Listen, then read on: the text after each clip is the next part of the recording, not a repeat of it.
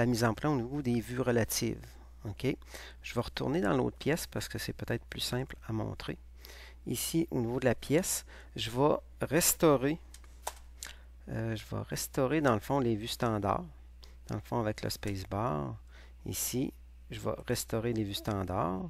Je vais faire OK. Maintenant, si je retourne dans la mise en plan, il devrait l'avoir remis dans la mauvaise orientation. OK? Fait que si je peux créer sur la vue relative, et si je clique sur la pièce, ici, il va nous amener dans la pièce en tant que telle, et il nous demande l'orientation. Ça va bien pour les pièces qui sont comme rectangulaires. Donc la vue de face, ça pourrait être ça, et la vue de droite, ça pourrait être celle-là. C'est sûr que j'ai comme plein de choix ici. Donc, je prends cette vue-là, je fais OK. Et vous voyez qu'il nous la fait apparaître ici, la vue. Donc, ça pourrait être celle-là qui devient la vue principale. Exemple, je vais effacer les autres. Oui, à tous. Donc, à partir de celle-là, je pourrais créer mes vues projetées.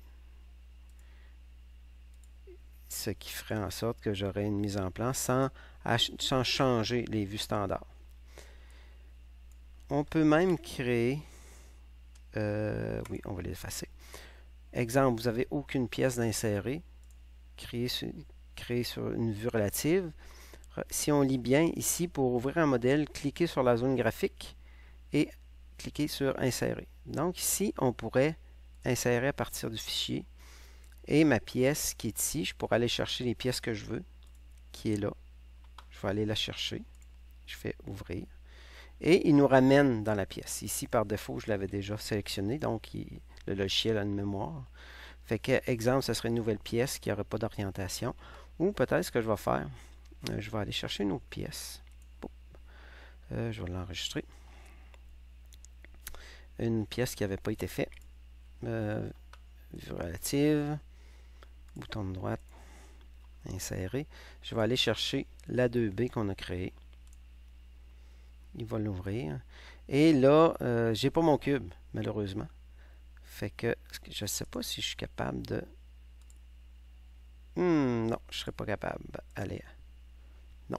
Donc, ici, il faudrait que je fasse ça comme ça. Avoir mon cube.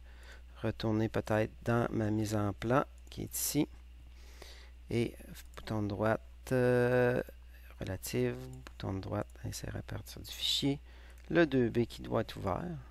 Il devrait me le ramener. Et voilà, il me ramène le cube. Et je voudrais ma vue de face, qui serait celle-là.